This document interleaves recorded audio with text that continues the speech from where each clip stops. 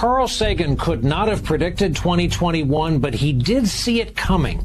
He wrote the following back in 1995, and we quote, "I have a foreboding of an America in my children's or grandchildren's time when the United States is a service and information economy, when nearly all the manufacturing industries have slipped away to other countries, when awesome technological powers are in the hands of a very few, and no one representing the public interest can even grasp the issues, when the people have lost the ability to set their own agendas or knowledgeably question those in authority, when, clutching our crystals and nervously consulting our horoscopes, our critical faculties in decline, unable to distinguish between what feels good and what's true, we slide almost without noticing back into superstition and darkness.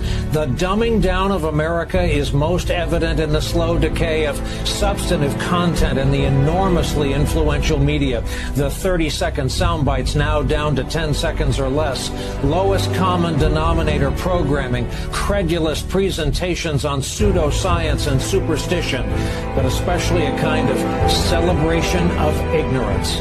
Roll that around for a while. Those were among his final published words. He died 10 months later. Here we are 25 years later, realizing just what he was trying to tell us. Malaysian 370, contact Ho Chi Minh 120.9. Good night. Good night, Malaysian 370. Breaking news tonight, a Malaysia Airlines flight with 239 people on board, including 4 Americans, has gone missing. Even as these grainy satellite images released today by the Chinese government. Why shoot it down though if it's not hostile? Our technologies permit us to manipulate time and space. Why the Americans would? They leave distance annihilated. This country is very powerful. Far more powerful than people understand. We have weaponry that nobody has any idea what it is, and it is the most powerful weapons in the world. Not even close. I remembered the line from the Hindu scripture, the Bhagavad Gita. Vishnu is trying to persuade the prince that he should be his duty, and to impress him takes on his multi-armed form and says, "Now I am become death, the destroyer of worlds."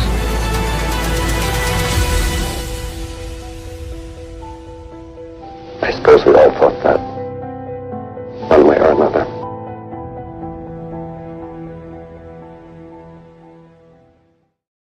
Oh, it's so over for me. Oh man, I think it's time. I think I have nothing going on, guys. Guys, it's over, chat. It's so over. I have to do it, chat. It's time to sign up. Here we are, OnlyFans. I think we have no other choice. I'm going to have to join OnlyFans. Oh boy, do I sign with my X account, my Google account? I'm already having to make hard decisions here. Wait. Breaking news. I'm getting it through the feed right now in the microphone I have in my ear. Breaking news is coming in. They're saying that there's a new MH370 search, chat. The grift may yet not be over. It may yet not be over. Hold on. MH370 search. OMG, look at all of that news, chat. Malaysia to revive search for missing MH370. Heavens be praised. We are back. We are back, chat. Look at all this delicious news. Look at all this news. Yes, only orbs. It's been postponed. The OnlyFans has been delayed. Here we go. Here is that sweet payday. How many of these news articles do you think are mentioning the videos, chat? How many news articles? I have to say, what to know about the missing airliner? Should we know that it was literally fucking teleported? Should we know that it was quite literally teleported by the United States government? Hold on, chat. Let's go big screen. Control F, teleportation, teleport. 0 of 0. I did a quick search for teleportation and I got 0 of 0 finds, guys. I have a feeling that sadly, none of these videos, none of these articles are going to mention the MH370 videos. So I will bring them up. I will discuss it right now. So yes, it is official. All kidding aside, I am joining OnlyFans. No. Here's the link. There was an announcement that was made that seems to be official. I mean, guys, if you were up to speed on last year when they announced these new searches, there was so much misinformation going around about, well, did they sign it? Did they not sign it? I don't know. Looks pretty official to me. Here it is. Ministry of Transportation from Malaysia. Resumption of MH370 search by Ocean Infinity in the Southern Indian Ocean. You can tell it's official because of like how janky it looks. And actually, those are probably Malaysia's real country codes, 603. They start with the best country codes, number 1. That's United States. 603, pretty far down the list. The government of Malaysia wishes to update that the deep-sea search for the missing wreckage of MH370 will be resuming on December 30th, 2025. That's like this month. Ocean Infinity has confirmed with the government of Malaysia that it will recommence seabed search operations for a total of 55 days to be conducted intermittently. The search will be carried out in the targeted area assessed to have the highest probability of locating the aircraft, in accordance with the service agreement entered between Malaysia and Ocean Infinity on March 25th, 2025. So this has to do with their old agreement. Their previous agreement from last year is now finally being carried out. This must be the no fee search that they did, which was, I think, for $70 million if they find it. And of course, they're not going to find it. Now, let me go over some of the reasons why they're not going to find it. Every time this comes up, I get a million people pinging me. First of all, you've got the people saying, Ashton, will you admit that you're wrong when they find the plane? First of all, probably, yes. Probably. If they were to find the plane or find the hoaxer, like I said, then obviously it's going to cast a huge amount of doubt into the videos. That's not going to happen, obviously, because the videos are real, but it's not beyond the realm of possibility. It's not completely impossible. And this is why I don't say, well, yeah, for sure, because it kind of depends on the situation. Depends on the evidence as it's presented. Now, where should we start here? Let's just start with the MH370 videos. The MH370 videos, which are obviously real. The part that people really need to take a look at in these videos again, for the people that are still struggling to understand that these videos are legitimate here, the part that people really need to look at is right about here-ish, when right after the orbs start spinning around the plane. Let's go bigger than this, guys. And actually, this is probably not even the best version to see it, but in the I'll show the other version here in a second. The orbs spinning around the plane are perfectly in sync. Perfectly in sync when you watch them spinning around the plane in 2 different videos. Is anyone trying to tell me they use some kind of 2-dimensional creation to make these is out of their mind. Is out of their mind. Hold on, let me share the better version for you guys here. Because there ain't no way that somebody here's the comparison version. There is absolutely no way that somebody faked this. It's too detailed. And people that know VFX, like, look at the orbs here. This is the stabilized version compared to the Gorgon stare. Look at how perfectly matching the orbs are spinning right there. This part right here is the part that just, I don't know how people are just, how much denial are you living in? Look at the orbs spinning around the plane right there. Look at that. Are you guys kidding me? And this is from 2 completely different angles. The reason why it's not like quite perfect is because the one drone is not perfectly horizontal to the plane. It's kind of off at an angle a little bit. So, I mean, it all being perfectly in sync like this, you got to be out your mind, chat. You got to be out your mind to think these videos are fake. I understand people can't believe that part, right? And that's what this is all about. It's all about it being wormhole. So, that plane is being wormholed at the Nicobar Islands. Now, I have this animation here that will help you to understand this. I want to show you this because it's going to help put this in context for you. Now, when the plane goes dark, that's the point it is at right here in the top right of the corner of the screen at 1721 UTC, heading towards what we call the Igari Waypoint. This is where the plane is now turning back around, and now supposedly the plane is dark after this point. But somehow they're still able to track the plane because, well, that radars can still track planes even though they don't transmit a signal. One thing I learned from the Age of Disclosure documentary is that most planes now are not being tracked without their transponder. Most planes right now, they are actively transmitting their transponder, and without this, we're not radaring every single plane out there. That the Age of Disclosure, I think it was Jay Stratton said that on the Age of Disclosure, which is actually super relevant to MH370 situation. So they're tracking this with military radar at this point, and the plane comes back around. And now the point where the videos come into play is sometime after 1822 UTC, when this plane's in the Andaman Sea, the Nicobar Islands, the Straits of Malacca, heading northwest towards Catherine T's boat. Towards Catherine T's boat here. Now, before we jump into why they're not going to find the plane, obviously, the first reason is they're searching in the South Indian Ocean, and our videos have coordinates of the Nicobar Islands, which I just showed you right there. Okay. Now, this segues, and we're going to come back to this. This segues into another really interesting find that I want to talk about before we start talking about and I explain all the reasons why they're not going to find the plane. Somebody found this on social media. Somebody was reading the book called Hush. Linda, shout out to Linda on X. Let me just read this to you guys here because this is going to be relevant. Hold up. There it is. Okay. The book called Hush by M.D. Selig, which just came out. Selig, I'm not sure. The psychological mystery thriller of alien manipulation and deep state deceit. Are you guys ready for this? Guarantee this is going to be relevant.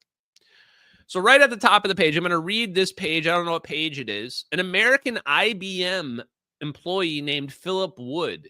It just went viral online. He sent an SOS from the flight, she asked. Nah, after the flight landed, Philip Wood's message claimed he had been captured in a hijacking and was being held in a cell away from the other passengers. She watched him as he remained silent, contemplating. What? She whispered. He looked over. The Wood SOS message sourced from Diego Garcia, of all places. She shook her head at the apparent confirmation of the jet landing at Diego. Dan looked over. Several online technical geeks have verified that the message stamp of the Wood SOS sourced from the latitude and longitude of a building in Diego on the south side of a main runway. I guess every emergency cell phone that hits the web can be sourced from the information stamped buried within the message, but the debunkers have already attacked it as a fake SOS. She walked over, close enough to whisper. But you're saying your buddy told you in advance of that SOS that the jet landed at Diego? He nodded slowly and opened his hand, showing the video of the Malaysian jet, and stared at her. So what happened in the video? What do those orbs do? She asked. Apparently, the cabal has had that technology for years to create a portal around any moving object and that send it wherever they want, like a magic FedEx. Whoa. And then it says, and this technology came from them, Dan whispered. Them as an alien, she asked. Yeah, apparently it's all alien tech. Interesting. The name of the guy is Dan. The name of the guy in that book right there is Dan. And the letter to Ashton Forbes is being referenced right there. For anyone who doubts that that was directly lifted from the letter to Ashton Forbes, I will play it for you right now. I pulled the exact moment. I've listened to the letter to Ashton Forbes so many times that I can tell you right now at this point immediately that was directly lifted from the letter to Ashton Forbes. And they're talking about the MH370 videos. Funny enough, that book is supposedly a fiction story. That book is supposedly a fiction story. And we're going to show, for the person, I just saw this pop up in the chat, I'm going to show the clip of the interview with this guy talking about it as well. There's an interview of him talking about it. This is the weirdest connection that I could have ever expected. And he starts going off about the reptilians and what have you, but interesting.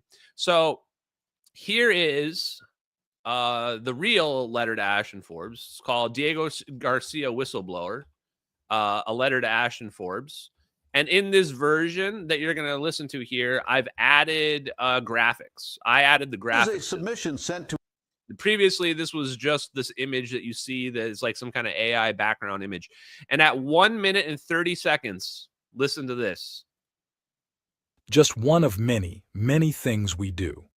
We can pick up anything, anywhere, and deliver it in an instant, like a magic FedEx. Gotcha!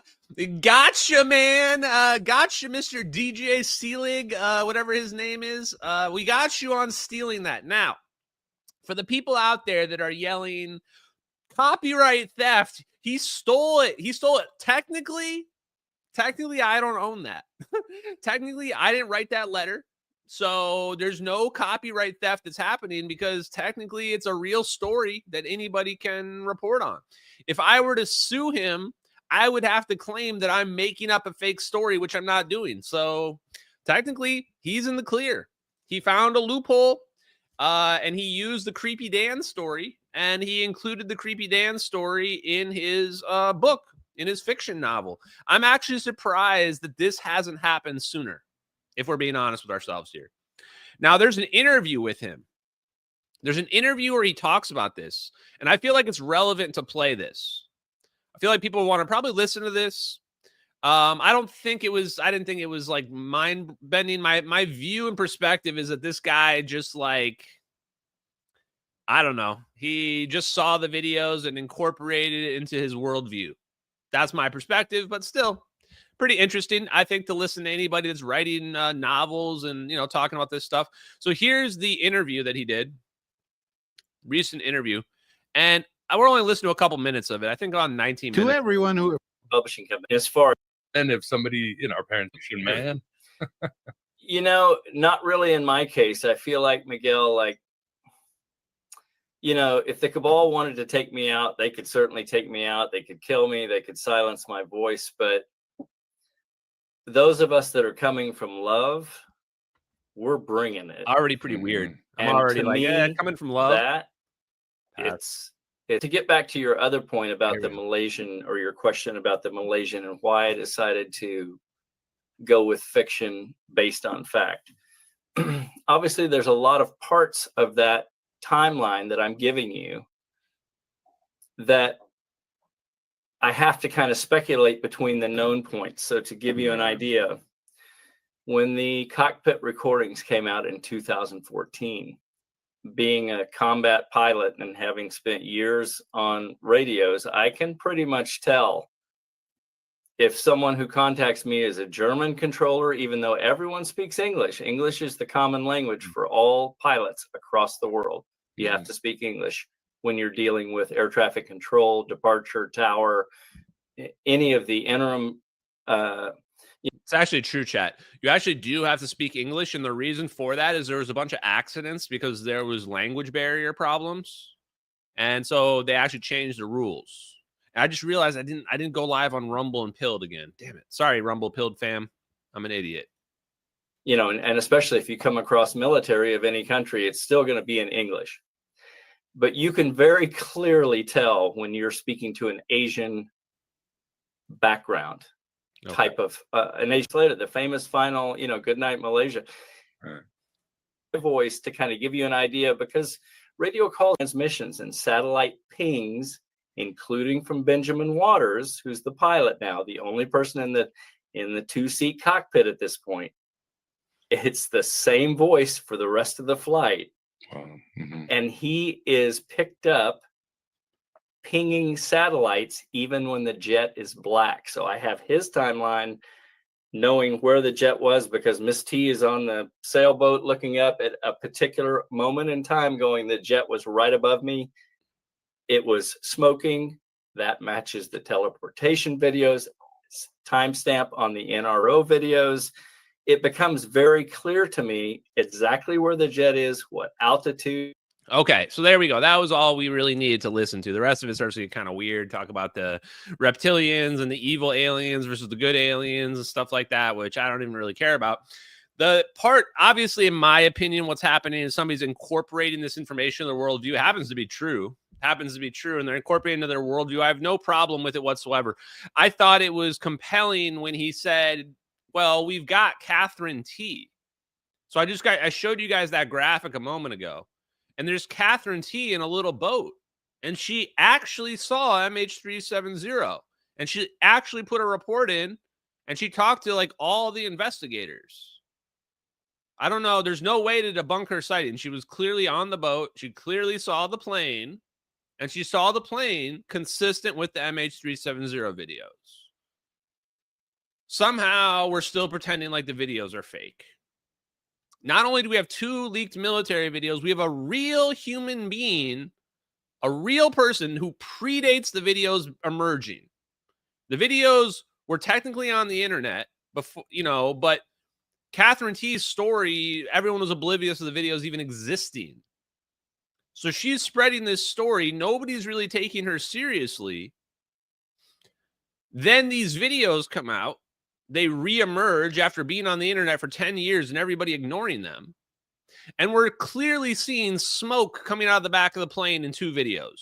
Clearly. No doubt. There's smoke coming off the plane.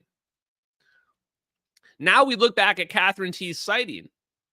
And she said there was smoke coming out of the plane. Black smoke coming out of the plane. Dark smoke at night in the middle of the night. And we're supposed to pretend like the videos aren't real? Guys, I don't really even know what to tell people, man. I don't know how that's not enough evidence for you. It would be proof in the court of law. In the court of law, you can convict people off this much evidence easily. Easily. Tyler Robinson's probably going to get convicted off of less evidence than this. Okay? So we've got them locked down. And if your argument is your evidence is fake, then you're basically the same as the Candace Owens of the world. If everything that you don't want to believe is fake, well then, you're not a logical, critical thinker. You're just a denialist. That's called denialism. So, this plane is being zapped in the Nicobar Islands. The evidence is undeniable that these are authentic videos. Somebody was trying to also say, I get so many of the debunker people, and they're not even up to date on the information. They're like, how a satellite couldn't take this? We've debunked it. And you're like, it's not a satellite. And like, oh, you're switching up your claim? Well, I mean, we learned that it's not a satellite. What do you want? That's just the reality of the situation. The video is called Satellite Video, Airliner, and UFOs, and it turns out it's something called Gorgon Stare Wide Area Motion Imagery recorded by a drone from above, made to look like satellite footage, which is the real purpose of that. So when people come at me with like way outdated, stupid arguments, it just blows my mind. Now, everybody wants to know. This is the number one thing I hear about this. They say, well, this is so convenient. They're going to plant the plane. They're going to plant pieces of debris and find it. That's what everybody is saying. And this is the thing. Everybody was saying this last year as well. Last year, this time, that's the same exact thing that everybody was saying to me. They were saying, Ashton, they're going to plant pieces of the plane down there to discredit you and to discredit the videos. I'm here to tell you, no, they're not going to do that. No, they're not going to do that. I've learned enough about science. Not that they couldn't do that. Again, this is the same argument against like the Charlie Kirk situation. It's not that they couldn't commit that crime. It's that they're not stupid enough to commit that crime. The CIA doesn't need to go plant debris to make the story go away. Just think through what would actually happen. Some debris gets planted in the ocean and they find it during this search. Now, a whole story has been brought back to the surface. Now everybody's talking about MH370 again. And when they're talking about MH370 again, who do you think everyone's going to want to talk to specifically about finding some brand new debris that supposedly discredits these videos? They're going to want to talk to me all of a sudden. That's the last thing the CIA wants to have happen. They don't want to have the MH370 situation get brought back into the spotlight. And everybody's got to start asking questions about these military videos that everybody's been talking about that the government won't respond on, that the Sierra Nevada Corporation who makes the videos won't respond on. So think through it. Why would they do that? They don't need to plant the debris. Nobody's talking about the videos as it is. They like it how it is right now. In fact, they're probably afraid that at any given moment, Barry Weiss or one of these other mainstream people is going to realize those videos are real and do a story on them. That's probably what they're really afraid of, is that that's going to happen and their disclosure plan is going to fall apart. So that's the first reason. Number one is they don't need to do it. Second reason why they're not going to plant the debris in the South Indian Ocean. They could get caught. Think about how easy it would be to catch somebody. Like, how are they going to do this? Realize that we only found a few pieces of the plane. A few tiny pieces that amount to basically like the nail on your fingertip. We found almost nothing for this plane. So what are they going to do? They're going to plant like the whole plane down there? They've got to have a whole intact plane filled with skeletons that have all decayed for 10, 11 years now. And it's got to be found somewhere where it's got like sediments buried around it and animal life growing on it for the last 10 years. If they go plant the plane right now, it's not going to look like it's been there for 10 years. It's going to be really obvious. Anybody that does like any kind of, ocean research, they're going to know right away that's not 10 years. Like, meanwhile, the Titanic is like falling apart at the bottom of the ocean because of all like the decay that's happened to it. So that's the second reason, is that it would be relatively obvious that it's not really the real plane, or that, the bodies aren't on there, or, something would be like vastly off. Like, imagine they find the plane, but there's no bodies on it. Like, no bodies at all, no skeletons, like fully intact plane, no bodies. People would be asking a lot of questions. They'd be like, where are the bodies, bro? I mean, what do you do with the bodies? You can't like just store the bodies for 10 years and then just break them out. Be like, okay, time to break out the bodies we've kept frozen for 10 years and go teleport this plane to the bottom of the ocean. Doesn't work. Third, fourth reason, there's a lot of reasons, guys. I really want to run through these reasons to help you guys out because I know you guys need these. Next reason is it would be difficult. It would be difficult to pull off. Okay, so now the videos, nobody realized the videos were real. The government was feeling comfortable. 2023 comes along. This guy, Ashton Forbes, comes out of nowhere. The AI future predicting algorithms don't predict Ashton Forbes, right? So they don't know how to handle this situation. MH370X comes out. Now they're like, oh, crap, we got to go plant the plane in the South Indian Ocean. Where are they getting the plane from? Was the plane just in the Diego Garcia hangar this whole time, waiting to be sent into the South Indian Ocean? And how are they going to do that? They're going to wait till the middle of the night and teleport the plane now to the bottom of the South Indian Ocean? And going back to the previous point, what happens when somebody realizes that plane's not 10 years old at the bottom of the ocean? And then here's the last point, the fifth point. They already searched in the South Indian Ocean. How do you explain that the plane is now found in a place where they already searched? This is the best one. They already searched like everywhere. If they find the plane down there, first question I'm going to ask is, how did you not find it before? We already searched above water and below water everywhere. So that plane basically has to be in a brand new spot, some hole that we never searched in. And it has to be in one piece, one giant piece. And it's got to be filled with 239 bodies that have been decaying for 12 years underwater. That's a really, really, really big challenge, guys. And could they do it? Yes, they can teleport airplanes, so I'm sure they can do that. But will they do it? No. Because that brings more people into the cover-up. The way the cover-up works right now is nobody knows that there was even a cover-up that happened. The number of people that even knew about those videos in the classified world is probably like a handful. That's why Edward Lin leaking them was such a big deal.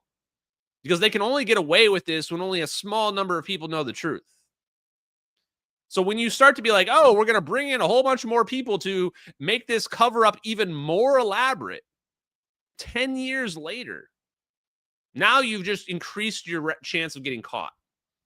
And the way the CIA works is they have to stay quiet. The way they don't get caught is they shut up. When they're the guilty kid caught stealing candy, they just say nothing, right? Zip. I don't know what you're talking about. They force you to basically expose them. So I think those are the main reasons. Are there any other, did I miss any reasons in there that you guys can think of that I didn't cover there in terms of why they're not going to plant the debris in the South Indian Ocean? While I'm doing that, Troy, you've become one of my biggest donors. Also, I went through some of the donos chats, and I saw Timothy Foster has been way up there too. Just want to shout you guys out. Thank you very much for those super chats. And then DeVos again. Thank you very much for that super chat. I appreciate it, guys. Okay. Take a look. So, 2 more things. I changed my handle. 2 more announcements. I changed my handle on X. Guys, my handle on X is now at Ashton Forbes. At Ashton Forbes on X. I also have a website now that is work in progress, which is ashton-forbes.com. So I put that in the chat as well. So I'm not sure about changing on my other social medias. I don't think I can change my YouTube, but I just wanted to at least make my X really easy to find. So it's at Ashton Forbes. Used to be at just X Ashton, so I guess somebody can have my old handle now. And thank you, Elon Musk, because that handle was only available from some weird handles thing. Now, the other announcement is that the David Nino Rodriguez interview will be tomorrow. I know I said it was going to be like last Sunday, but it is now going to be tomorrow. He sent me a message, said it's going to be coming out tomorrow, guys. So I will post a link to the David Nino Rodriguez conversation where we go over the age of disclosure, etc., which is why I haven't gone over much of that here in the last few days. So I'll probably do a retrospective on that. Now, I'm just trying to think if there's anything else I missed with respect to the new search. Oh, okay, well, then, yeah. So the last part about the new search is that obviously, I'm going to go ahead and make another bold prediction. It's been a while since I made bold predictions. They still, I don't think, have come true. I think it's been mostly about teleportation and free energy being possible, which they are going to be. The next bold prediction is they're not going to find anything in the South Indian Ocean. They're not going to find anything, not even one piece of the plane in the Southern Indian Ocean, because the plane never went down the Southern Indian Ocean. And the Inmarsat satellite pings that we've been using, which are connected to United States intelligence, those Inmarsat pings are either fabricated or they have been misinterpreted or something, but that plane did not go in the South Indian Ocean. Not go in the South Indian Ocean. So I want to talk a little bit more about teleportation. But before we do that, I have to segue very briefly into politics. Now, we're not going to talk too much about politics tonight because I want to just talk about teleportation and then log off tonight. But there has been a very big federal movement, federal visibility in Minnesota, where I live, actually, related to all of those fraud allegations. And yes, guys, I hate to say it, but Ashton Forbes was right again. You can actually go and search on my Twitter profile, search for Ilhan Omar, and you will find replies by me from 2023, before August, before the MH370 videos, where I was already calling out the fraud that was happening by Democrats in Minnesota from the Feeding Our Future scandal. And now, finally, it has hit the national level and got national attention. because there was an account that came out and claimed that Tim Waltz knows all about all this fraud happening. It's worse than people imagine. And now Trump is sending the feds in to basically audit, deport people, do all this stuff. And I do want to be talking a lot more about it, but we've just got bigger fish to fry right now, guys. But I did want to throw out there that I have been trying to highlight that issue. And for the people that say, oh, you're wrong on politics, well, I keep getting it right. I keep basically predicting these future events that I think are going to end up being bigger things, and they end up being those things. So I just wanted to point that out for you there, guys, for the people that doubt, for the doubters in the chat. Now, what I really wanted to talk about tonight was some more teleportation concepts. And the reason is right after the Monday live stream, I think credit goes to Tom Hudson on this. I think credit goes to Tom Hudson. Maybe I'm getting it wrong, but I started looking into the A.C. Holt scientific papers. Now, let me share my windows over here with you guys. I started looking into these scientific papers. I found this one, Space Station Technology Testbed, which kind of has to do with like sending materials into space to build things in outer space, which I thought was pretty neat. And this is another A.C. Holt scientific paper.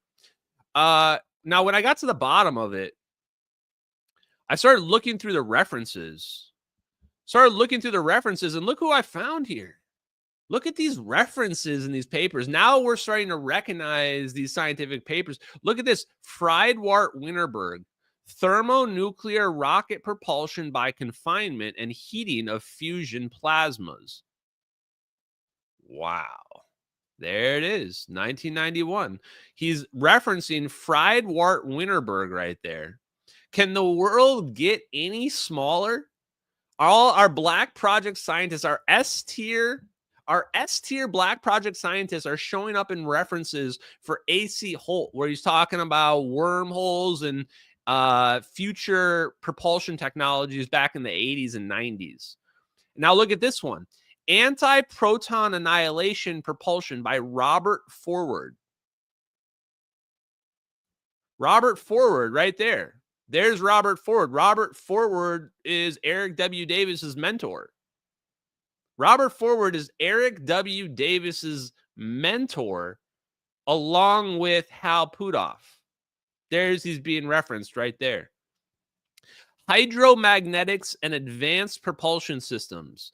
And A.C. Holt was working at the NASA Johnson Space Flight Center.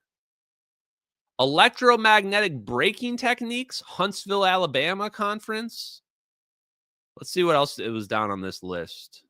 A lot of the times he's just referencing himself. Oh, these were the other two that I thought were very interesting. Look at this one. Synchrotron radiation considerations in the dense plasma focus, DPF, magnetoplasma dynamic thruster for the Air Force Research Labs. I'm sorry, I'm like stunned by what I'm reading.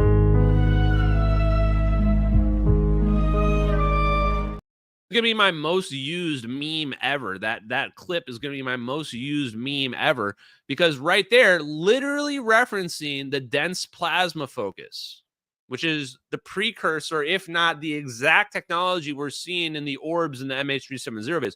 It's a dense plasma fusion reactor.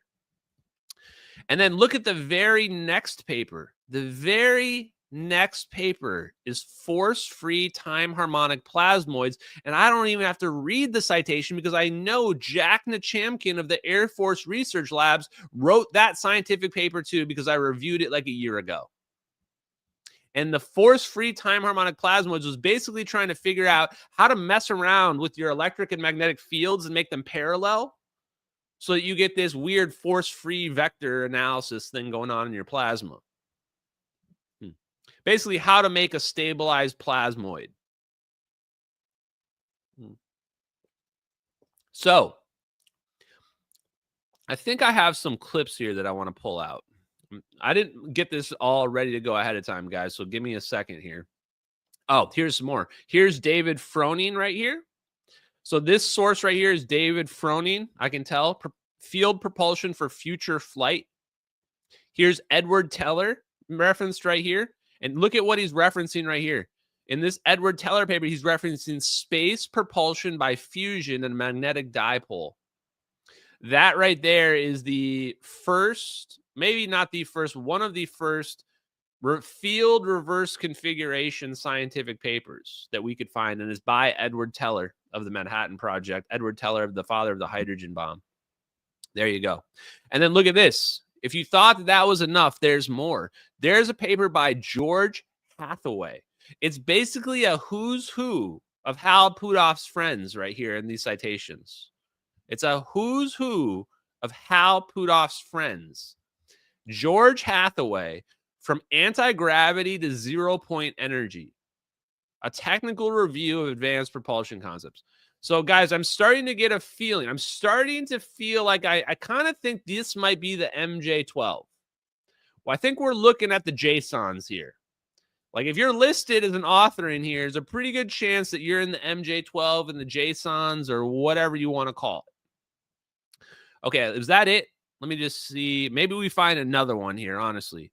Those were just the ones that stuck out to me right off the bat. I wonder if this is Bob Baker. Probably not, but maybe. Okay. Let me see. I've got some notes here I wanted to show.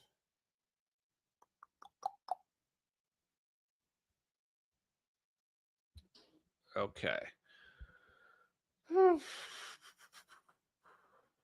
Okay, so from this paper, I actually dug into this other paper right here. Oh, hold on a second, guys. Lulu's.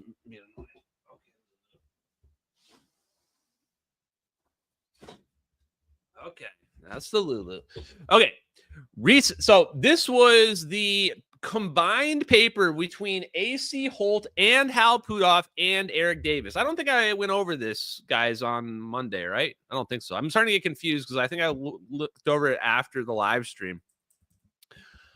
Let me just read actually, maybe I did go over this. I don't remember. Yeah, no, I think I did go over this already. Okay.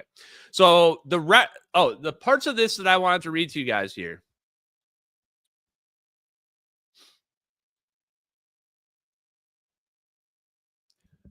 Oh, okay. Sorry. I think I had my things in the wrong order. Let me go back to this here. Okay, yeah, I did want to show this, I think. Yeah, okay. There's a couple parts of this I want to show as well. Here we go. Okay, we're going to come back to that other paper in a second, guys. Bigger fish to fry. Here we go. Okay. Couple parts of this that I want to show. This was from the previous paper where I was just showing you all those references. This paper, how do you know this paper is legit? Because it's explaining the physics of the orbs. It's explaining the science that we've been going over. Now, listen to this. Remember, this scientific paper, what page are we on here? 133. This scientific paper is from 1998. I had to look it up. And it's for, the idea was deep space transport for 2010. What would deep space transport look like in 2010? Now, what does it say right here? Nuclear and field interactive propulsion systems. Nuclear propulsion is clearly the next critical step in space propulsion. The term nuclear propulsion is used here in the broad sense and could cover particle and antiparticle energy conversion, as well as advanced fission and fusion systems. So what they're saying here is, again, right off the bat, nuclear power is just a nebulous term referring to the atom. So when people say nuclear, it can refer to fission systems, it can refer to fusion systems. So when they say nuclear power, you should say, what kind of nuclear power? While nuclear fusion should be a viable candidate for 2010 spacecraft, that was 15 years ago, the nuclear propulsion system is not dependent upon a fusion system being available. Nuclear propulsion, in the sense described, is still a big step behind the propulsion which will be needed to ensure a viability of outposts and colonies in the solar system and to eventually leave our solar system. Field interactive propulsion is a generic term covering a wide variety of electromagnetic, nuclear, and gravitational field-dependent propulsion types. These could range from nuclear fusion MHD propulsion systems to exotic systems which screen or distort the gravitational field or jump across the space-time barrier. Both MHD propulsion types are utilized in this concept. The deep space transport uses blah, blah, blah. So there's this might be the first reference I've ever seen to MHD propulsion.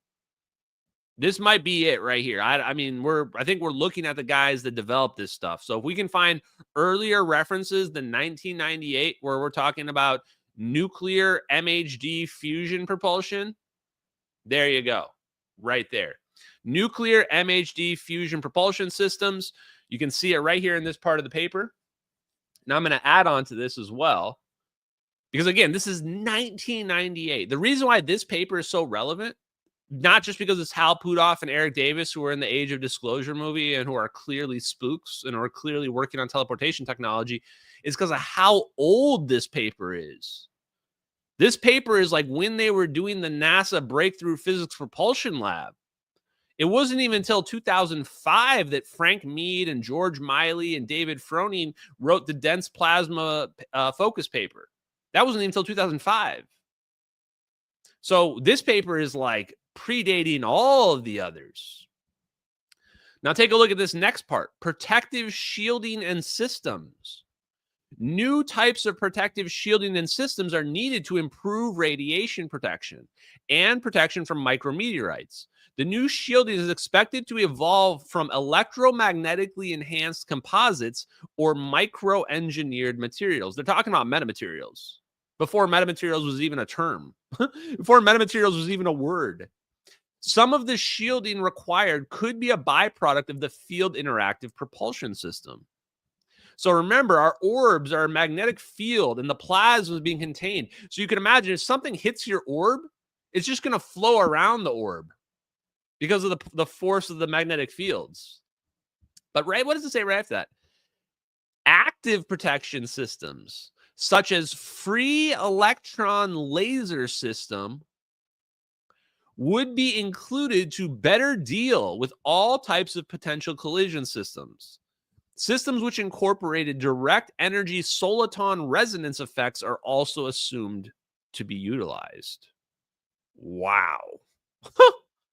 Holy smokes.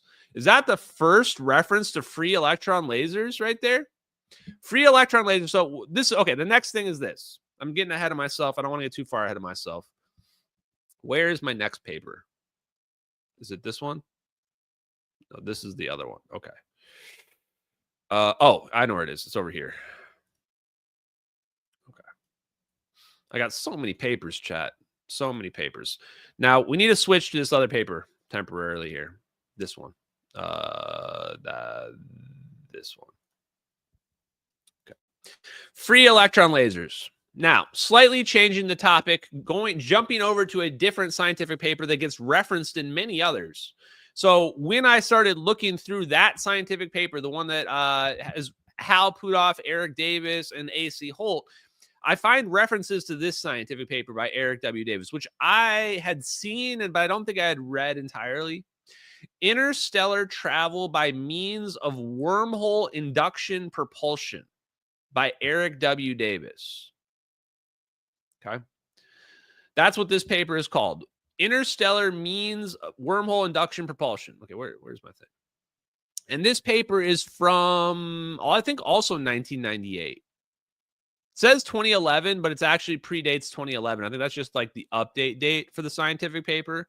There's like a much earlier date on this particular scientific paper. Now, let me explain something, because I've been hearing Sal Pais's voice in the back of my head for the last 3 days. There's 3 ways to look at making our wormhole. Number 1, we are simply making a big boom. We're making a big boom, nuclear boom boom, and big nuclear boom boom causes warp to happen. Okay, that's one way to look at it.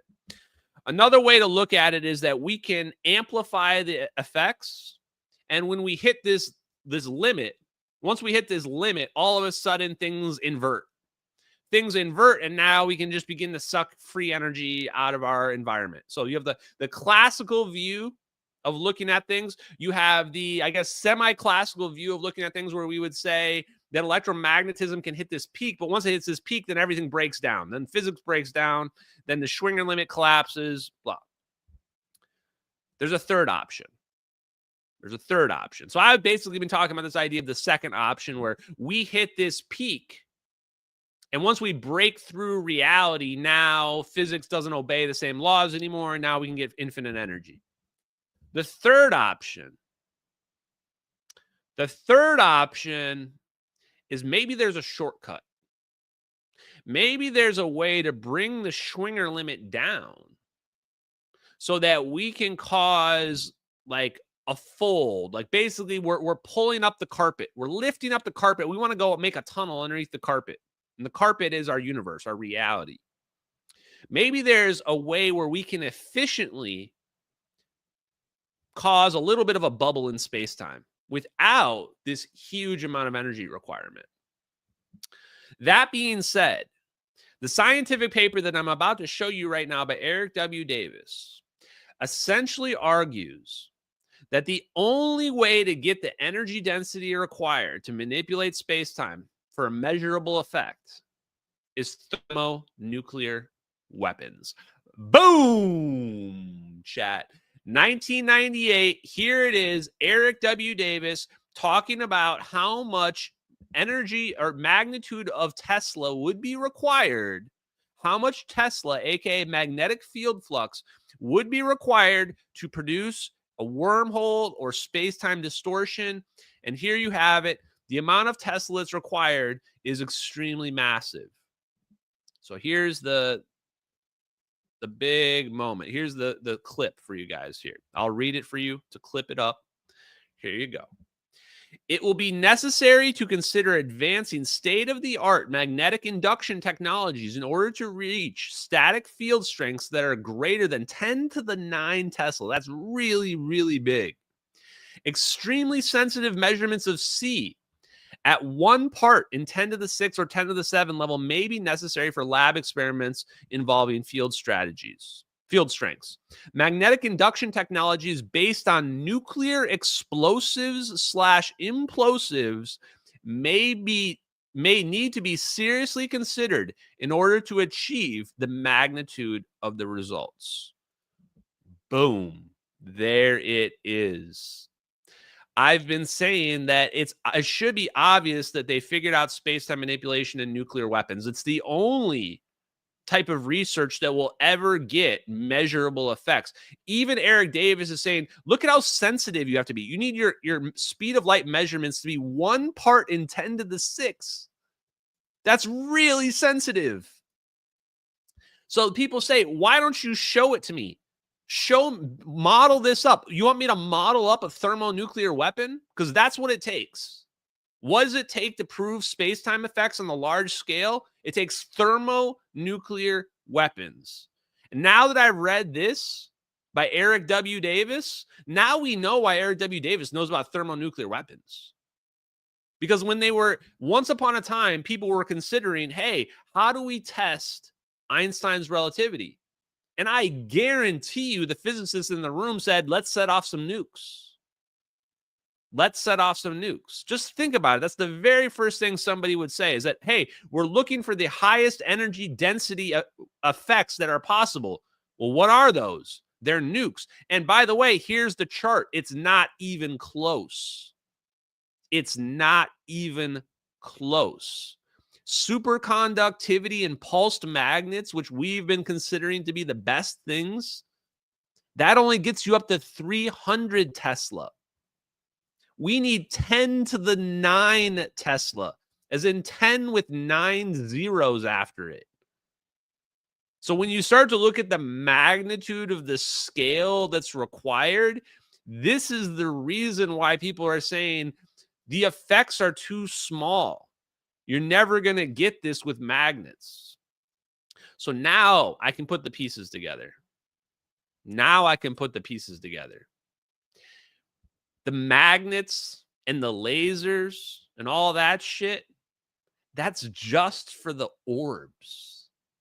That's just for the plasma orbs. That's just to have fusion on a tiny scale, to make a tiny, basically microscopic black hole at the center of your plasma orb so that you can have a stabilized plasma orb that can produce energy. Just so that you can make your fission, your non-fission trigger so that you can zap an airplane away. So what we're looking at is we're looking up the scaling up of this technology is that at one level, you've got the magnets and you've got the lasers, the high-powered lasers that are needed to produce the fusion orbs, the fusion propulsion mechanism. But if you want to actually warp something, you want to warp it through space-time, an object like a Boeing 777, you need to use the compact fusion reactors as the fission triggers or non-fission triggers in a thermonuclear weapon. Wow. Wow. Now I'm starting to wonder if Jack Sarfati might actually be a CIA spook. The reason I'm wondering if Jack Sarfati might be a CIA spook is because I asked Jack Sarfati about thermonuclear weapons. And he tried to claim that there's no way thermonuclear weapons could be related to nukes. Bro, you are not a physicist if you can't see the connection between gravity and thermonuclear weapons. If you don't see the connection between these things, you ain't a physicist, bro. You ain't a physicist. So here you go. I just thought this was crazy because even high-powered lasers only get up to 10 to the 3, which is like 1,000 Tesla.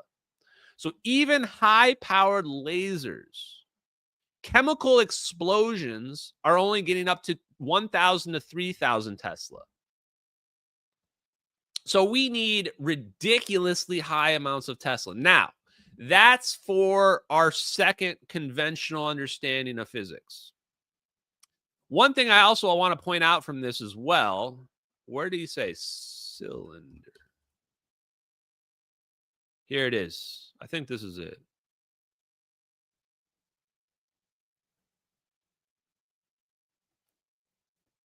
This is so wild. So what he says here, the second whippet mode is the star drive component. This would provide the necessary propulsion to rapidly move the spacecraft over interplanetary or interstellar distances through transversable wormhole. Again, this is like the 90s. The system would generate a static, cylindrically symmetric, ultra-high magnetic field to create a hypercylinder curvature envelope, gravity well, he says, near the spacecraft to pre-stress space into a pseudo wormhole configuration. The radius of the hypercylinder envelope should be no smaller than the largest linear dimension of the spacecraft. I mean, chat. Eric Davis made the fucking orbs, chat. Look at this. Are you kidding me? Anybody tries to tell me Eric Davis and Hal Puthoff don't know what the orbs are in the MH370 videos, put them on a lie detector test, get them on the polygraph, get these guys on the polygraph. I want to polygraph these people. Like, we're literally exposing the biggest cover-up ever. Listen to the words he's saying here. He's saying that the orbs need to spin around the plane further than the radius of the plane because you need to encapsulate the entire plane. You don't want to clip the wing. You don't want to clip the tail. That's what he's saying right here. If you're going to teleport your spacecraft, you need to make sure that you can fully map the spacecraft. This is why the orbs are spinning all the way around the plane in 360 degrees. Just like we expected, they're spinning around the plane 360 degrees because they're trying to figure out like where the zap needs to be, where the teleportation needs to happen, so we don't rip the plane in half. Okay, but the big part here is the hypercylinder.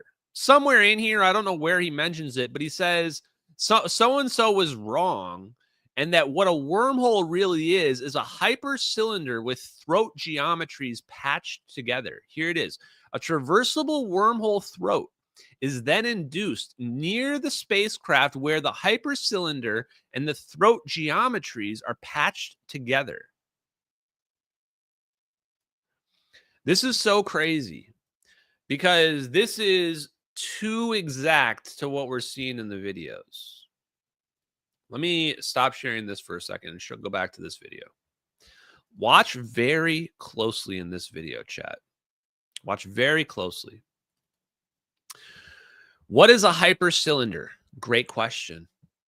A hypercylinder is an extra-dimensional cylinder. So you can think, and I had to ask this question as well. Imagine a hypercylinder as a tube that goes through an extra dimension. So you have your mouth over here, right? So what we're saying is we've got our airplane, Malaysian airplane, right? It's flying along. And we've got a mouth over here. The orbs create a mouth over here. And they're creating a tube, an invisible tube, the hypercylinder, an invisible tube. And what's happening is they're cutting and pasting this part, one end of the tube, with the other end of the tube. They're basically cutting and pasting it and reprinting it over here. And it's connected by an invisible tube through hyperspace. And this is exactly what I wanted you to ask.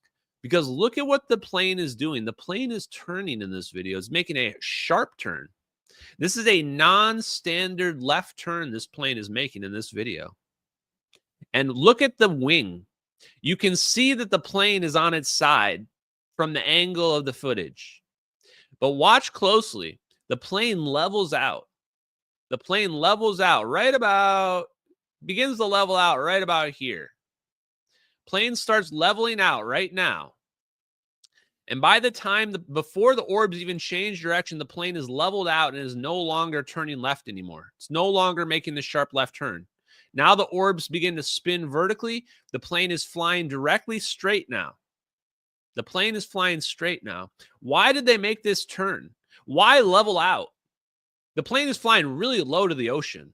Why are they leveling out like that at a few thousand feet? That plane is being teleported backwards. What is a hypercylinder?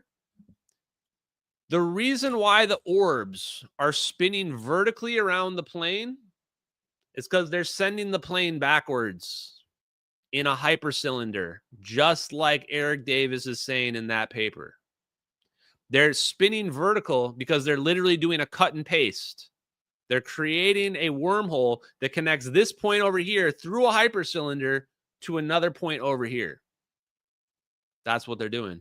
And in one of these papers, I don't remember where it is, it basically says exactly what Dave Rossi said. There's a fourth orb. There's another electrostatically charged object on the other side. Actually, it wasn't this paper. I asked Grok to summarize how this would work, especially with just the resonance concept. Like, if we can do this at a low energy level, it's actually like pulling a string on a guitar. Bloop. You pull one side and it vibrates. It's got to reverberate somewhere else. So I wanted to bring up this energy level requirement. And let me just read this off. Who did he say here? Look at the acknowledgments. Somewhere in here, doesn't he say something about Hal Puthoff? Let's see here. It must be in his other paper, I think. But in his acknowledgments at the end, I wish to thank Mark Millis. That's the Breakthrough Physics Propulsion. Thank Mark Millis for allowing me to use Whip and Whip It, which he coined at the February 1997 NASA Breakthrough Propulsion Physics Regional Brainstorming Workshop. My gratitude for Matt Visser, that's the wormhole scientist, for his many valuable suggestions. I also want to thank Alan Holt, guy we were just talking about, Dean Judd, John Dale Solom, George Hathaway, and John Alexander. John Alexander is a big guy in the UFO community as well. So I was looking for this paper and I was trying to find it. And actually, if you look through the references here, it's a bunch of people that are like pretty famous physicists in these references for these wormhole papers. I happen to find this. Oh, I'm not even sharing the screen. I happen to find this other paper as well, which I haven't had time to go through in depth, but I do just want to point out, and I'm going to go back to the previous paper in a second. Gravitational Field Propulsion Techniques by Gary Stevenson. Gary Stevenson has been sneaking under the radar, chat. He has been sneaking under the Black Project radar. He's a former Boeing engineer, electrical engineer, and physicist. They're all electrical engineers, by the way. All electrical engineers. And look at this. Just look at the introduction of here. He says, What are we going to cover in this paper? I love how Gary Stevenson doesn't really mince any words. He's like, gravomagnetic acceleration produced by mass flow toroids dubbed forward coils. This forward coils right here, he's referencing Robert Forward. That's what that's a reference to. I guarantee it. I don't even know, but I know that's Robert Forward. Plasma quadrupole oscillators to create gravitational waves. Classical conversion of electromagnetic wave into a gravitational wave through passage of electromagnetic field.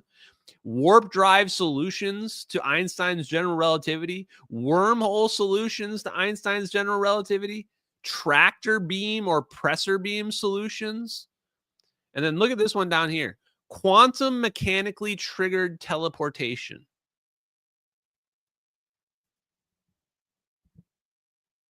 And here you go. Forward coil. There it is. Robert Forward, 1962. So this Gary Stevenson paper, for the people in the chat that are wondering how old this paper is, this is from 2024. He just wrote this paper last year. Now, I haven't had time to go through all of it, but I do want to show you on this Gary Stevenson paper. I mean, people are taking this seriously. That's Alcubierre's warp drive metric right there. I can just tell by looking at it. Here you go, bending space-time manipulation over here. Quantum mechanical teleportation. Now, I thought this was really interesting because quantum mechanical teleportation right here, you're talking about, where is it? VM teleportation right here. This is a direct reference to Eric W. Davis's teleportation physics study to the Air Force Research Labs. Because Eric W. Davis mentions teleportation as VM teleportation, which is vacuum metric engineering. Vacuum metric engineering for teleportation. Which is like what Hal Puthoff says right here. He even references Hal Puthoff over here. Says, engineer the 0-point fields to create vacuum polarization and how that could be used. One other option, could quantum entanglement be used to support teleportation, either through information or matter? Bennett explored the teleportation of quantum states via Einstein-Podolsky-Rosen, EPR. Mavramatos looked at modeling implied quantum teleportation in biological systems. And then look at this one. Exotic extra dimensions or parallel universes leveraged for teleportation. Finally, we explore briefly the notion of using extra dimensions to propel us through standard 4 Kaluza-Klein would be a natural starting point. So what Gary Stevenson's saying here is Kaluza-Klein unified electromagnetism and gravity back in 1926 using an extra dimension like the ether. So here you have Gary Stevenson essentially referencing the ether. And then he has some other options here about people trying to connect it with extra dimensions as well. So I don't recognize the people that Gary Stevenson was thanking, but if we go look at his references, here's Robert Forward, here's Gary Stevenson referencing himself, here's Landau, Gary Stevenson again, Gershenstein effect, there it is right there. Wave response from light and gravitational waves. So here is Gary Stevenson referencing the Gershenstein effect right there. Alcubierre, warp drive metrics. He references the warp factory. That's interesting. Einstein and Rosen for ER, for wormhole. Morris and Thorne, Kip Thorne, Morris and Thorne, Matt Visser's referenced Eric Davis. And this is how I found this paper, because here he is. He references the interstellar travel by means of wormhole induction, the WIP. He references that. Yeah, probably John Wheeler's in here as well. Yeah, here's John Wheeler right here. Yeah, here's John Wheeler being referenced. And then Juan Maldacena is getting referenced down here for traversable wormholes in 4 dimensions. And then the quantum teleportation references are down here. Quantum teleportation references, here's Puthoff, engineering the 0-point and vacuum polarization. So what am I getting at here? And then just down here in the other teleport, here's Kaluza, here's Klein, etc. So what am I getting at here? There's a little club, or maybe it's a big club, and we're not in it. This reminds me of the UFO community when I first joined, how everybody's retweeting each other. You're like, all of these guys are sourcing each other because they all know the real physics. which makes me extremely suspicious of people like George Hathaway and some of the others who try to debunk other people's claims. Like, dude, you know it's real. Bro, you know it's real. Why are you trying to pretend like it's not real? Why are you trying to debunk Eugene Plotkinov and say that this shit doesn't work? When like you're writing all these papers about how it works, and then you're like, but this doesn't really work though. We tested it, it doesn't work. You're like, dude, I'm getting gatekeeper vibes. Getting those gatekeeper vibes, chat. So the other paper, going back, the last paper I wanted to go review tonight, there's actually a couple things that I found. Oh, this was what Tom Hudson found. A couple things I need to look at. We're going to take a quick side quest here onto this. Tom Hudson found this plasma electric generation system by people you've never heard of. By people you've never heard of in here on this. But what's interesting about it is the date. 2006 and 2011. This is really old. This is actually pretty much in sync with the dense plasma focus scientific paper from 2005. This is basically the first patent that I can find that is all about, what do you guys think it's going to be all about? Field reverse configuration. This is basically the first patent that I can find in the modern era related to field reverse configuration. And if you want to ask, does it talk about aneutronic fusion? Oh, you bet your ass it talks about aneutronic fusion. Yes, it does. A system and apparatus for controlled fusion in a field reverse configuration, magnetic topology, and conversion of fusion product energies directly to electrical power. Preferably, plasma ions are magnetically confined in the field reverse configuration, while plasma electrons are electrostatically confined in a deep energy well, created by tuning an externally applied magnetic field. In this configuration, ions and electrons may have adequate density and temperature so that upon collisions, they are fused together by the nuclear force, thus forming fusion products that emerge in the form of an annular beam. Energy is removed from the fusion product ions and they spiral past electrodes of an inverse cyclotron converter. Advantageously, the fusion fuel plasmas that can be used with the present confinement and energy conversion system include advanced aneutronic fuels. Boom, baby. Damn, we just can't miss, chat. We can't miss. Let's go take a look at the citations. Make this bigger. Where are the citations? How do I get the citations? Here they are. I clicked on citations and it didn't go to the citations, chat. Why are you doing this to me? Why are you doing this to me, website? Where are the damn citations? Here they are. Take a look at some of these citations we got down here. Patent citations, blah, blah, blah. Who is citing? Family to family citations. How do I make this go away? There we go. Oh, now it's all messed up. Dude, can this just at least make sense? Look at this right here. Cited by TAE Technologies. Look at how many times Tri-Alpha Energy cited this patent, guys. Look at how many times Tri-Alpha Energy cited this patent. Tri-Alpha Energy, one of two aneutronic fusion companies in the United States.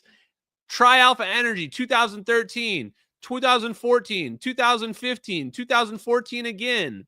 Systems and methods for forming and maintaining high-performance field reverse configuration. Systems and methods for reducing undesired eddy currents. Systems and methods for merging and compressing compact tori. Systems and methods for forming and maintaining high-performance field reverse configurations. Are you kidding me? It goes on and on and on. Systems and methods for improving sustainment of a high-performance field reverse configuration. Systems and methods for improving sustainment with multi-scale pumping. Holy shit. And then if you look at the family to family citations, what I think are just related citations, just related ones, look down here. Look at this bad boy, Lockheed Martin Corporation. There they are. This connects their compact fusion reactor right here. This is their compact fusion reactor. Heating plasma for fusion power using magnetic field oscillation. Heating plasma for fusion power using neutral beam injection. Boom, guys. My goodness. There's general fusion as well. Looks like general fusion might be doing this as well. Excuse me. Then here, University of Washington. University of Washington is where John Kramer is at. That's where David Kirkley came from helium fusion. So helium fusion comes from University of Washington. So presumably this has got to be connected somehow. So anyway, I just thought this patent was absolutely wild, guys, that patent was out there. Now, last thing for tonight. Yeah, Lockheed Martin is locked in, guys. They are locked in. Oh. Okay. Oh, I think, is this from that patent?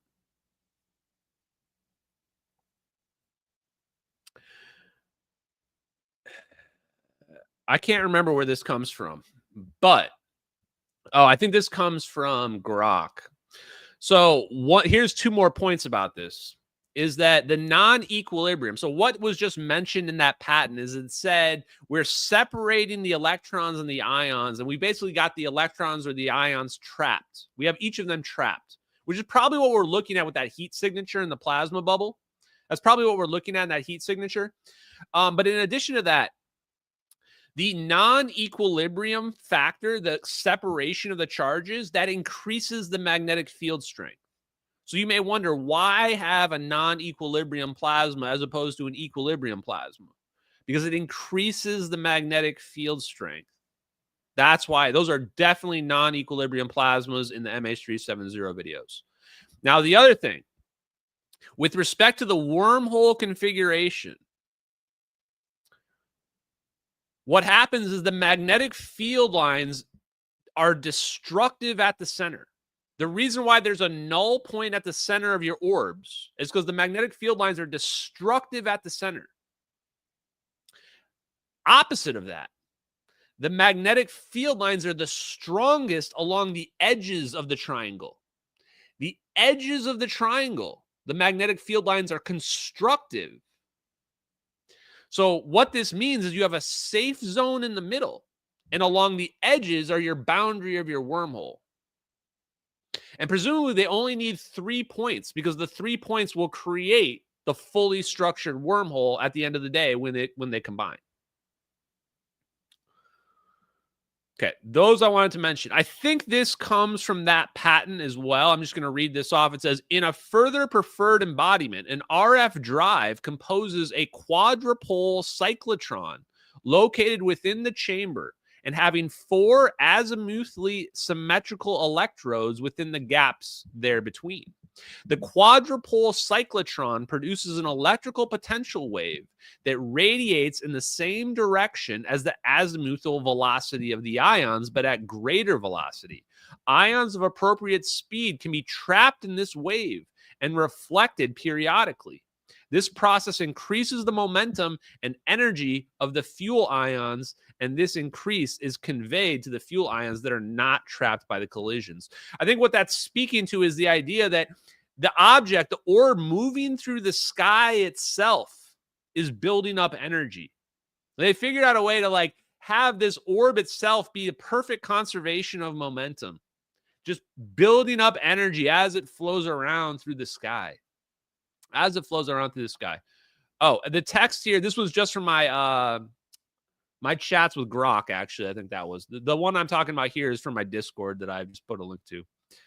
I will post the links to that patent. Here's the link to the patent I was just referencing. You should be able to read what I just mentioned from this link right here. Now, the last thing, going back to this scientific paper on wormholes. Really, it's future drive technologies.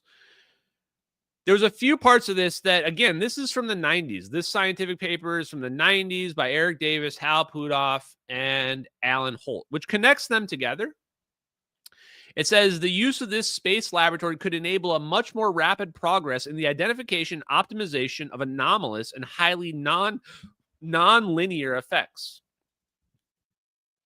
Non-linear effects. So right off the bat, talks about breakthrough propulsion research, 0-point energy. Talks about all this new research into 0-point energy, which in the 90s, this would have seemed insane. This would have seemed completely insane. But now in 2025, we realize 0-point energy is real. We realize this is all true. So 0-point energy basically says gravity, inertia, even dark energy and matter. I don't think he mentions that here, but gravity and inertia can be explained by 0-point energy. And he talks about black hole and wormhole physics. Astrophysical studies are providing more and more significant evidence each year concerning the reality and effects of black holes. In addition, theoretical studies in general relativity have predicted the potential for man-made traversable wormholes to be formed by application of negative matter energy fields. A traversable wormhole is essentially a tunnel through space-time connecting an entrance portal to an exit portal, with the portals not processing an event horizon and the tunnel not possessing a singularity. It is possible that man-made wormholes can be engineered to keep the gravitational tidal forces to a comfortable minimum. What more do I have to say, chat? You're reading a scientific paper from the 90s, 30 years ago. I was like a teenager when this paper was put out. And here they are. They're guys just casually talking about producing man-made traversable wormholes in a time before anyone thought this was anything other than science fiction. Okay. And he says the distance to the nearest star is so far away that there's no way we're doing this. We're not getting there without wormhole technology. We have to be able to go faster than the speed of light. Simple as that. In recent testing, ultra-high intensity petawatt laser tabletop lasers have achieved extreme electric and magnetic fields, pressures and temperatures, and space-time curvature that may only be found close to a black hole horizon. Boom. There it is. Zoom in on it, guys. Zoom in. Take a good look. Read it. There it is. Petawatt lasers were producing curvature at the tiny scales that could only be found close to the black holes. Boom. In other experiments, non-local instantaneous communication between two beams of light has been experimentally demonstrated. That's called quantum entanglement. The quantum mechanical coupling between the photons and the beam was random in these experiments. So basically saying there should be some connection between general relativity and quantum mechanics, probably using quantum teleportation. Now, here he also mentions spinning fields. What do you guys think he's going to be talking about here? Our knowledge of extreme field plasma interactions also increases to grow. Extensive studies have been conducted in private laboratories. Blah, blah, blah. And from the ground space observatories, the Earth's ionosphere, magnetosphere, and the sun's photosphere, chromosphere, and corona, and distant astrological objects have resulted in the identification of new phenomenon, including massive energy sources which challenge our understanding of physics. So what he's saying here is gamma ray bursts. Gamma ray bursts, it may be that gamma ray bursts are some type of byproduct of 0-point energy. That's what these guys are kind of explaining here. We may have to look into that, guys. So side quest for someone out there. Look into gamma ray bursts and figure out how gamma ray bursts are not consistent with our classical view of physics. I'm sure there'll be an explanation out there when I go searching later. Okay. Oh, and then here you go. Listen to this part. These research results are continuing to point in the importance of the configuration and motion of fields and plasmas in star systems, galaxies, and the universe as a whole. It's a lot of plasma references. Anomalies of the plasma field persistence have been observed in high field strength plasma systems tested at national laboratories. The phenomenon of ball lightning continues to be studied in an attempt to explain its formation and structure. Chat, before the MH370 videos, I had no idea what ball lightning even was. I thought ball lightning was some fake ass shit, that it was just something that the nut jobs talk about. Now I'm like, oh, they were actually trying to understand why ball lightning is stable, because they were like, oh, this might be connected to fusion. And then look at this. Spinning superconductors have been reported to cause loss of gravity or weight in an object that's currently being studied at NASA Marshall Space Flight Center. Look at that. There you go. That's talking about Eugene Puthoff right there. All these anomalies are breaking our understanding. Blah, blah, blah. Okay. So how do we test this? Let me see. What did I want to show? I'm trying to remember what part I wanted to show here. Oh, yeah. I think it's down here. Okay. So here's some examples of systems that these are examples of systems that Hal Puthoff and Alan Holt and Eric Davis came up with. You ready? I'm just going to read them off.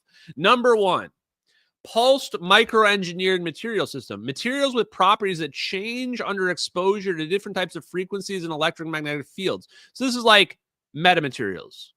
Metamaterial topologies that change under certain magnetic fields. We actually know about these types of materials now. They're relatively common these days.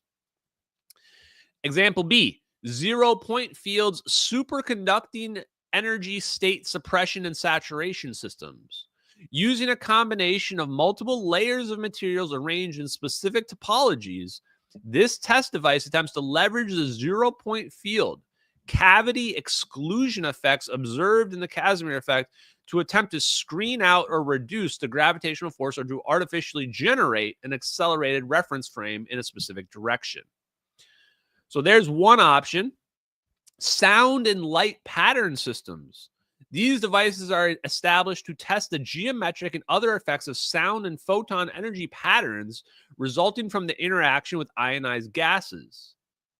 Media with the variable indices of refraction sound patterns which modulate laser beams and potential beat and resonance effects with 0-point energy photons could be studied.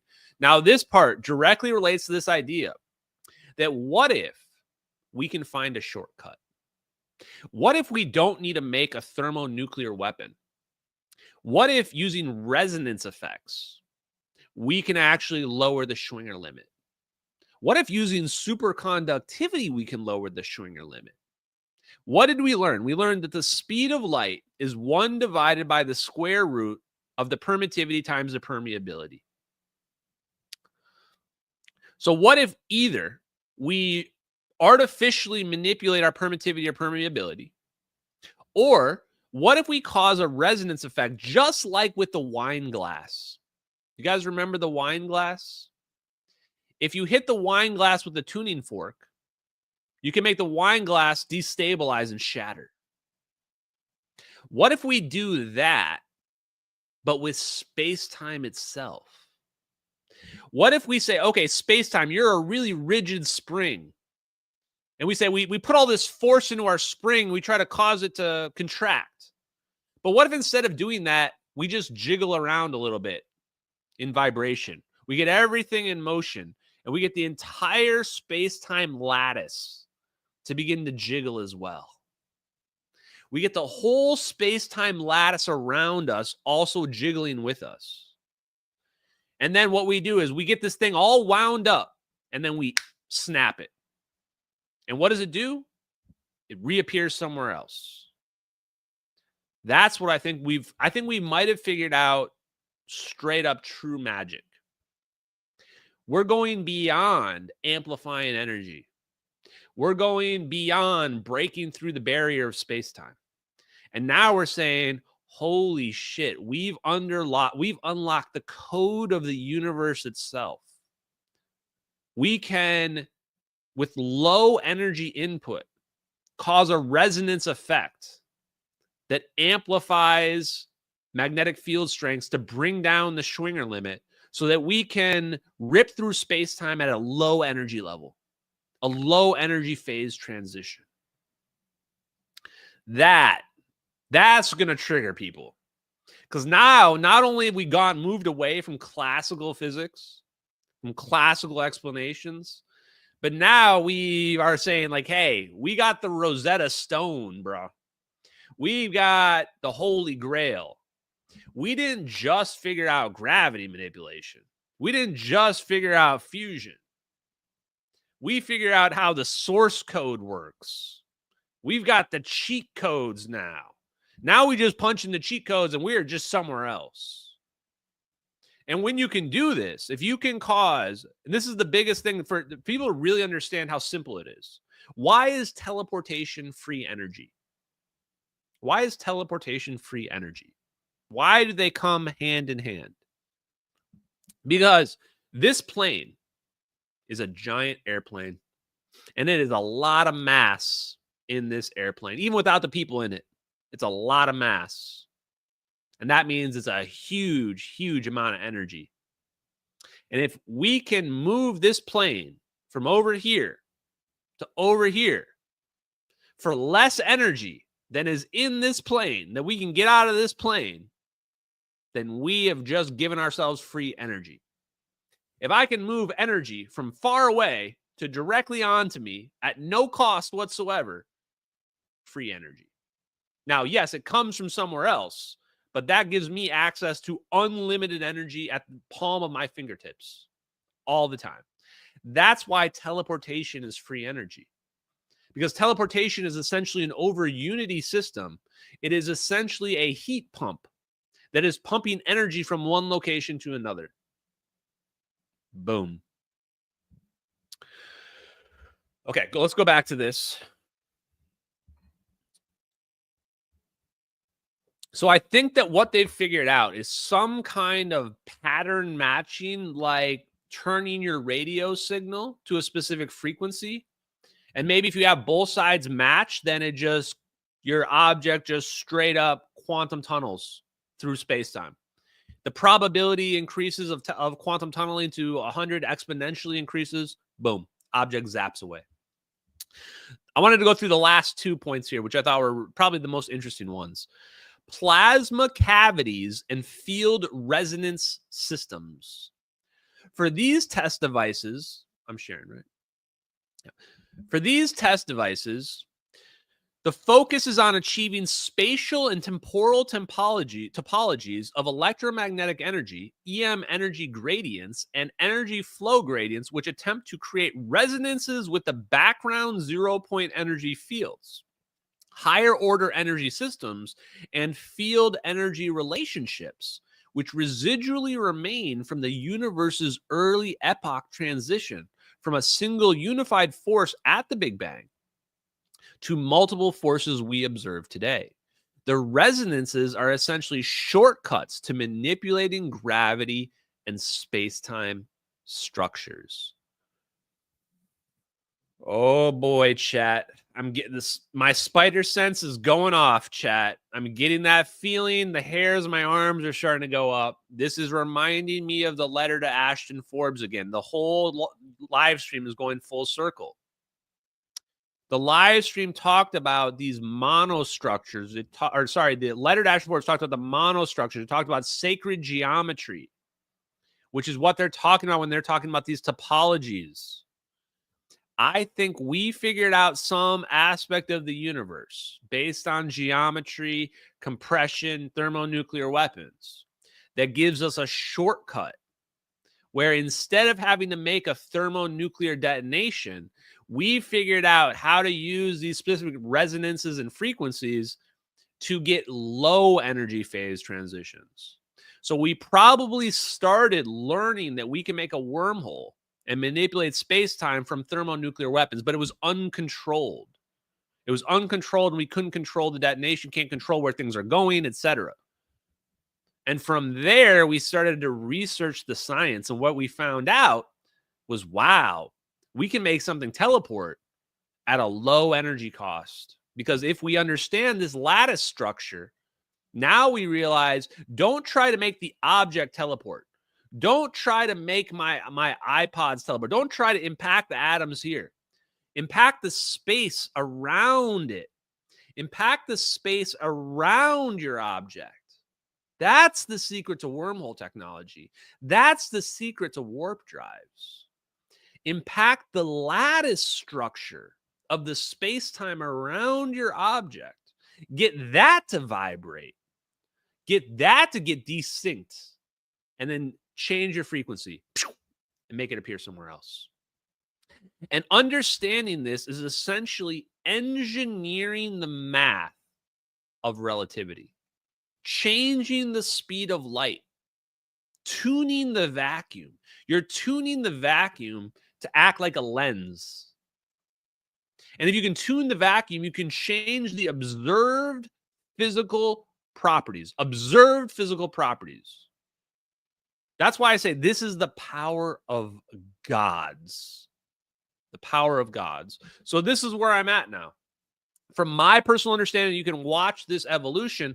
I've gone from, okay, we can amplify energy, to, wait a minute, how does this make sense from a classical perspective, to now saying, okay, we are taking our classical perspective, we are combining it and turning this into, I think, what do they call it? Stochastic electrodynamics combined with the ether, essentially. And now we've added this extra element, this 0-point energy, that's this lattice structure that can be manipulated through vibration. And it changes everything. It changes how fusion works. The last option, example E. Wormhole characteristics, extreme field strengths, and pointing vector systems. Why is the pointing vector important? The pointing vector is important because that's where the plane's going. Where the right-hand rule in physics, chat, the pointing vector. Where is the plane going? The plane's going backwards. They're just using electromagnet theory. Test devices are used to achieve extreme field intensities and gravitational anomalies at micro and nano scales to investigate gravity and space-time structure characteristics and relationships to electromagnetic fields and particles. Techniques for achieving similar effects in materials or dense plasma systems, which could lead to large-scale collective gravity and space-time effects, would be investigated. Well. What does it say right there? Techniques for achieving similar effects in materials or dense plasma systems would lead to large-scale collective gravity and space-time effects. Boom! How's Hal Puthoff going to reply to me pretending like he doesn't know what's going on in those videos? Bro, you're not gaslighting me. You're not gaslighting me, man. You're writing scientific papers in 1998 explaining all of the details about the MH370 videos in more detail than I could have possibly imagined. In more detail than I could possibly imagine. So in summary here, guys, those were the main points I wanted to go over. And they were harping on the breakthrough physics propulsion here. And they're saying we need to test this stuff on the ISS and in NASA, whatever, because this could lead to the development of large-scale 0-point energy devices and gravity inertia effects. It can also lead to non-local communication, faster than light communication, and energy transfer effects. Remember, teleportation is free energy because you're transferring energy over distance. Technology readiness assessments for human exploration and planning for interstellar probe missions demonstrate the importance and high value of all this stuff, blah, blah, blah. Got it. Now, the references, there's A.C. Holt, there's Hendrik Casimir, there's Puthoff. Look at what's referenced. Gravity is a 0-point fluctuation force. My favorite paper. Gravity is a 0-point fluctuation force. There it is. There it is, chat. There's Heish, Bernard, and Ruda, right? Inertia is a 0-point field Lorentz force. There's Ruda and Heish. Inertia is a reaction. There's Robert Forward right here, extracting energy from the vacuum. Here's Puthoff. Can the vacuum be engineered for space flight? Here's Morris and Thorne again. Look, John Kramer and Robert Forward. I didn't even know these guys wrote a paper together. Look at this. Wait, John Kramer wrote a scientific paper with Robert Forward, Morris, Visser, and Thorne? Look at this one. Natural wormholes as gravitational lenses. Yeah, okay. John Kramer knows. John Kramer knows all about the MH370 videos. Okay, he definitely knows. Here's Eric Davis. Here's the whip paper again. This is how I found out about the whip paper, by the way. I mean, I knew about it. I just hadn't read it. Here's the other whip paper. And then Miguel Alcubierre from 1994. So keep in mind, this was from like 1998. So this paper was beyond cutting edge. Beyond cutting edge. People will look back at these scientific papers and they will realize how significant these papers were. They're not going to realize it right now, but they will realize this at some point in the future, guys. Okay. So that's pretty much what I wanted to go over tonight is I wanted to review these additional scientific papers about wormholes that date way back, way even before the DIRDs. We're talking 10, 15 years before the DIRDs, how far back these scientific papers go. And so this is not a new concept. It's just us trying to catch up to this science and this technology. So guys, your moment of zen for tonight. Your moment of zen for tonight here. Actually, let me go back and see. Is that all the ones I wanted? Yeah, okay, that's what I wanted. The intensities, fields. Yep. Okay. So here is your moment of zen tonight, guys. This was me explaining macroscopic quantum teleportation. Now, this is the Nobel Prize. Nobel Prize for physics this year was won for macroscopic quantum tunneling. Quantum particles can penetrate through barriers in a behavior called tunneling. But curiously, large objects can also display tunneling behavior, a discovery that earned 3 scientists the Nobel Prize in Physics in 2025. Boom. There it is. I love the people that are trying to debunk this, that are like, this is not teleportation. Yes, it is quite literally, by definition, teleportation. When an object goes from one location to the other location, translocates through a wall, we call that teleportation. You want to call it phasing through the wall? I don't really give a crap. To me, that's teleportation. And that's what my response was here as well, which is call it whatever you want to call it. But when a person phases through a wall, that's teleportation to me. Macroscopic quantum tunneling just won the Nobel Prize. Here's your moment of zen. Dimension. So if we were to see that extra dimension, we would see the ripple in that extra dimension. And this is how quantum tunneling works as well. How is the electron getting through? Because there's an extra dimension and you're seeing the ripple. And now from the perspective of quantum mechanics, you would say there's a probability that the electron's on the other side of the wall. And so what is the analogy then if we say ER equals EPR? We say, okay, that's EPR. We just saw the electron teleport through a wall. It shouldn't be able to do physically. Well, the equivalent is we need to find out what's the barrier of our macroscopic reality. What's the wall? The wall is space-time. The wall is the 0-point energy. That's the wall between me being here and me being in your seat. So if we remove that 0-point energy, if we squeeze that 0-point energy out, then theoretically we can cause macroscopic quantum tunneling to a dimension. So hell yeah, chat. Hell yeah. Okay, let's do the super chats, guys. Let's get to those super chats. Thank you, everybody, for being with me here tonight. I appreciate you. So once again, Troy, man, #1 news super fan, Troy. Thank you very much for that huge donation. D-Boss, thank you for that huge donation, too. Appreciate you guys. If you have not checked out the live stream, the conversation with Jason Giorgiani, check it out. It's at like over 35,000 views right now. Again, one of the highest, most watched videos and interviews I've had. Check it out. We go through all the physics, how the science went back through the Nazis, and when the Ronald Richter discovered some of these aneutronic fusion stuff. It's just an amazing conversation. So, Tiffany Timbrick, thank you, Tiffany. Appreciate you. Timothy Foster, I look back and saw your donations. Thank you very much, Timothy Foster, for all the donations you did.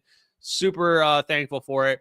Little Who and Rocket Dog are sending Christmas treats and finances to Lulu. Thank you very much. Lulu appreciates it, guys. I'll give her a treat right after the live stream. Levi says, control vibration, you make things the same. Over distance, you get ER equals EPR. Stretch you get ER locally would give you a matter wave or a Bose-Einstein condensate. Once you establish ER equals EPR, stretch open the micro wormhole with negative energy black lines. It's a good way to put it, and it's probably accurate, actually, the more I think about it. So what he's saying there is that you can take the same phenomenon of entanglement, And if you make it a local effect, you're going to get your plasma orb.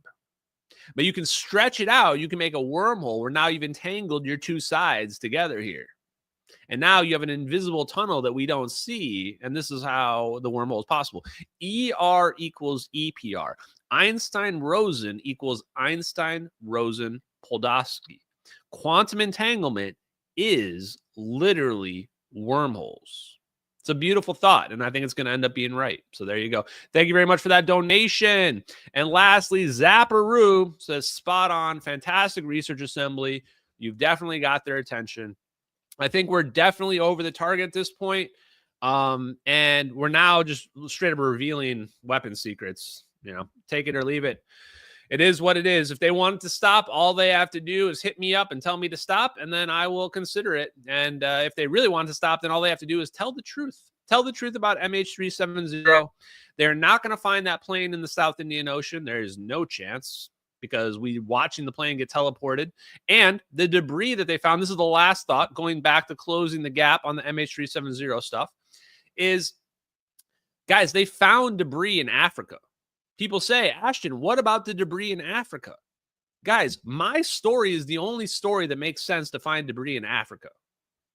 You're telling me this plane crashed off the coast of Australia, but all the debris washed the other direction to Africa, thousands of miles away? That story doesn't make any sense.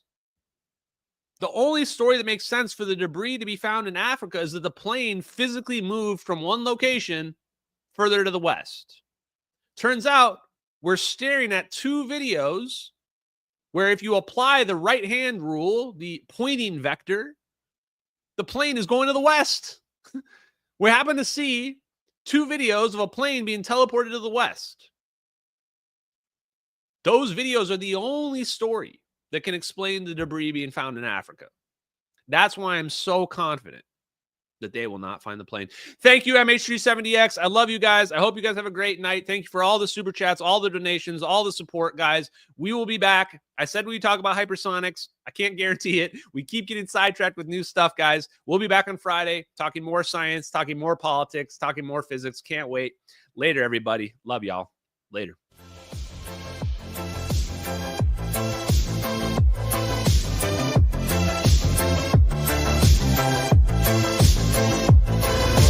Infrared eyes, scanning the black, tracking the heat, never turning back.